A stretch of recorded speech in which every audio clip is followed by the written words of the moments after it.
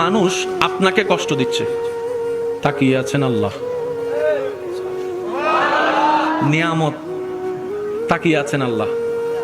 এবার আপনার সেই মানুষের দেওয়া কষ্ট তিল তিল তিল তিল করে আস্তে আস্তে সহ্য ক্ষমতার বাইরে চলে যাচ্ছে। আপনার রব তাকিয়ে আছে।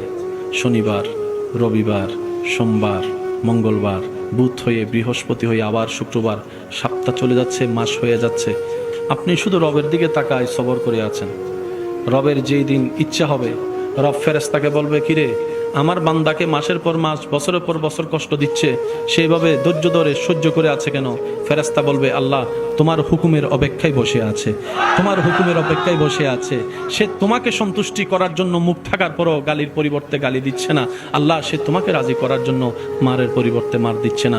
সে দুনিয়ার মানুষ সৃষ্টি তাকে কষ্ট দিচ্ছে, সে তোমার সৃষ্টিকে ভালোবাসা দিয়ে যাচ্ছে, মায়া দিয়ে যাচ্ছে, সেবা দিয়ে যাচ্ছে। রব্বুল আলামিন বলবে, আমার বান্দা আমার হুকুমের অপেক্ষায় বসে আছে, আমার বান্দা আমার সন্তুষ্টির অপেক্ষায় বসে আছে। এত কষ্ট সহ্য করছে, বুক ফেটে যাচ্ছে, চোখের পানি পড়ছে, তারপরও সে ধৈর্য ধরে আছে।